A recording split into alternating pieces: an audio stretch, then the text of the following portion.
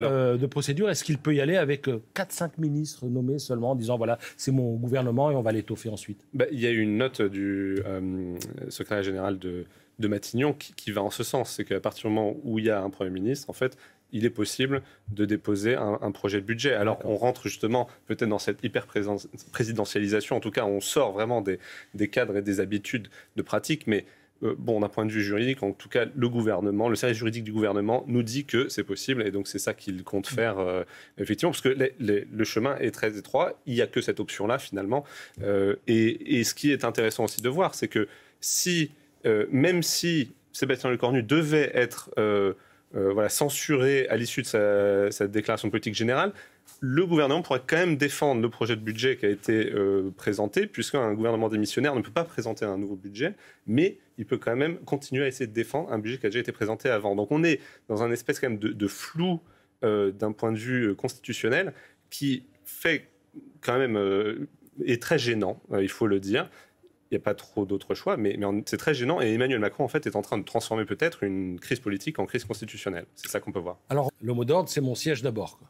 Absolument. Oui, c'est ça. En fait, je pense que ce qui est intéressant à analyser, c'est qu'on est passé donc d'un front anti-RN après la dissolution à un front peut-être anti-LFI dans toutes les législatives partielles, toutes les élections qu'il y a eu depuis. Et aujourd'hui, on est dans un cas où c'est un front anti-dissolution. En fait, le gouvernement et toute la situation actuelle, et Sébastien Lecornu, ne tient que parce qu'il y a un front anti-dissolution au Parlement. Voilà. Même Emmanuel Macron lui-même l'avait dit, il y a une majorité contre la dissolution. Voilà. Et donc c'est vraiment ça qui définit le moment actuel. C'est ça qui définit effectivement les écarts d'intérêt entre les députés LR. C'est pour ça que Laurent Wauquiez a fait très attention à dire que c'est les députés qui vont définir leur position et que Bruno Retailleau est un peu en décalage. Et juste pour terminer, il faut comprendre aussi chez LR que ce qui fait la capacité d'un chef à être écouté et son autorité, c'est le fait que les gens croient qu'ils vont amener les troupes à la victoire. Et je pense que dans l'appareil LR, il commence peut-être à y avoir un certain doute qui s'installe sur la capacité de Bruno Retailleau à amener LR à la victoire en 2027. Voilà. Et c'est aussi ça qu'il peut y avoir derrière. Et on est intervenir pour 30 secondes. Oui, je pense que c'est ce que vous venez de décrire, en fait, est une forme d'angle mort dans notre Constitution avec l'article 49.1 qui n'est pas obligatoire. C'est-à-dire qu'un Premier ministre peut être nommé par le Président de la République et être en fonction sans avoir la confiance du Parlement. Et c'est ça, en fait, un des problèmes peut-être qui est ressorti de cette crise, parce que là, en fait, ce qu'Emmanuel Macron nous joue, c'est ce que même François Mitterrand n'avait pas osé en 86. C'est ça le point. Nous sommes en cohabitation et le président souhaite conserver, parce que la lettre de la Constitution le dit, le pouvoir de nomination du Premier ministre. Oui, tout à fait. Je pense que ce qui se dessine là, c'est un gouvernement technique qui ne dit pas son nom. C'est-à-dire qu'en fait, il va y avoir des ministres peut-être politiques, mais pas trop, justement parce qu'il ne faut pas qu'ils soient trop partisans. C'est la volonté de Sébastien Lecornu. Emmanuel Macron lui a donné carte blanche. Mais je pense qu'avant, en fait, la composition d'un gouvernement, et c'est peut-être pour ça que Sébastien Lecornu ne va pas se précipiter sur ces nominations, c'est le dépôt d'un budget. Puisque, en fait, comme il faut 70 jours de débat au Parlement et qu'il faut que ce soit adopté avant le 31 décembre, il faut que le projet de budget soit déposé au Parlement cette semaine. Donc et avant, il faut qu'il y ait eu un Conseil des ministres. D'où le fait que là, le temps est très très contraint. Et donc, Sébastien Lecornu, je pense, se focalise d'abord là-dessus. Moi, je vais prendre un petit peu le contre-pied. Je pense qu'il faut comprendre cette carte blanche. Premièrement, par rapport à Lecornu 1, où tout le monde s'accorde à dire que la main du président de la République a été très forte dans le choix des ministres. Donc là, c'est dire Sébastien Lecornu pourra avoir la main sur les nominations. Le deuxième point, je suis d'accord avec toutes les contraintes, mais c'est vraiment quelque part que Sébastien Lecornu va aussi pouvoir, par exemple, être libre de dire quand il ne se sentira plus en capacité d'être Premier ministre. Ce sont ces points-là. Et en fait, il faut comprendre... Ça risque d'arriver vite. Ça risque d'arriver vite, mais il faut comprendre quand même la tension qu'a eu Emmanuel Macron. En fait, il a été mis face au choix. Soit je renie un peu mon bilan en donnant la réforme des retraites, soit je renie mon mandat et je perds mon poste, soit en démissionnant, mais soit même en nommant un Premier ministre de cohabitation.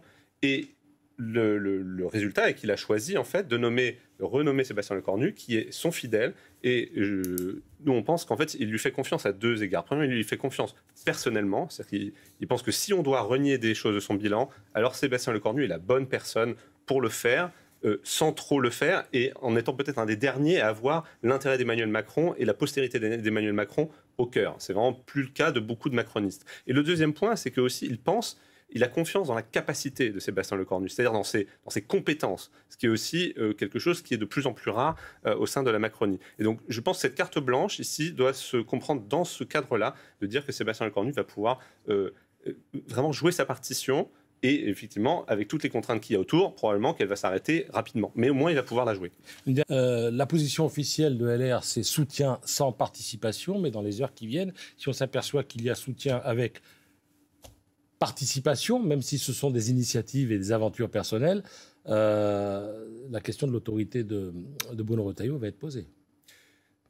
Oui et non. Il y a eu quand même. C'est pas la première fois que ça arriverait. Il y a eu Rachida Dati avant. Il y a toujours eu un peu des débauchages. La question, c'est quelque part Bruno Retailleau est un peu coincé parce que la base des Républicains et les électeurs des Républicains n'en veulent plus d'Emmanuel Macron. Ils ne veulent plus que LR quelque part servent de jambe de bois. Mais d'un autre côté, ils ne veulent pas non plus du chaos, d'une dissolution, etc. Donc je pense que c'est à la fin, quelque part, de la foire qu'on va compter les bouses, disons. Donc, en fait, vieux proverbe savoyard. Voilà, il est trop tôt, en fait, pour savoir effectivement ce qui va en ressortir. Et si Bruno Retailleau, il en sort diminué de la séquence-là, parce que clairement, il n'avait pas vu venir les coups, il a été...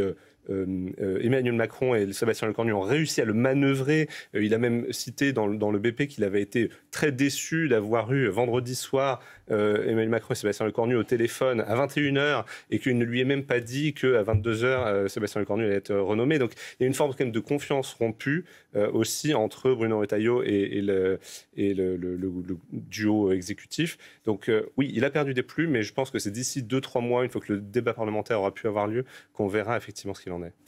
Non, je suis d'accord avec ce qui vient d'être dit. Clairement, c'est un gouvernement technique un peu qui se dessine.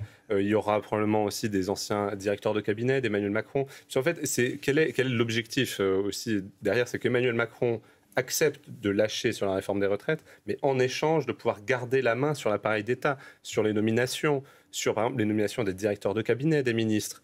Et donc, tous ces ministres, finalement, vont être probablement choisis pour ne pas avoir de poids politique très fort. Ils vont être normalement fins connaisseurs de leur dossier, parce qu'ils vont devoir aller défendre des points très techniques dans le budget et assez rapidement, sans avoir eu le temps de le préparer. Donc, je pense que les profils types vont être effectivement des hauts fonctionnaires, des directeurs de cabinet, des profils vraiment où, par exemple, le président de la Banque de France qui pourrait peut-être aller à Bercy. Ça va être ce genre de profil-là pour pouvoir être capable d'aller défendre. Et parce que ça va être dans la technicité que va se jouer ce budget. Et je pense qu'il n'y aura pas d'effet waouh sur le gouvernement parce que tout va se jouer. La lumière va être vraiment sur le Parlement et sur les négociations sur la réforme des retraites en particulier. Alors, si je peux juste répondre rapide pour préciser, ça va être des ministres qui ne vont pas avoir un poids, disons, électoral par eux-mêmes. Voilà. Donc c'est quelque part, ils ne vont pas être partisans et jouer leur propre partition. Mais bien sûr, ils seront politiques et ce budget va être extrêmement politique. Mais ça ne va pas se jouer, ce ne sont pas les ministres qui vont eux-mêmes jouer leur partition. C'était le sens de mon propos. La facture va nous être présentée là sur le plan peut-être purement économique. Oui, c'est sûr que comment les marchés vont réagir face à ce qui se joue, et notamment peut-être à l'abrogation de la réforme des retraites, qui peut-être prouverait déjà que les marchés financiers trouvent que la France est incapable de se réformer, incapable d'avoir un budget à l'équilibre, parce que ça fait depuis des décennies que ce n'est pas le cas. Et donc cette incapacité à se réformer, si elle est à nouveau confirmée par exemple, une abrogation pure et simple de la réforme des retraites, pour laquelle il y a d'ailleurs une majorité à l'Assemblée nationale, cela pourrait faire mal au niveau des marchés financiers.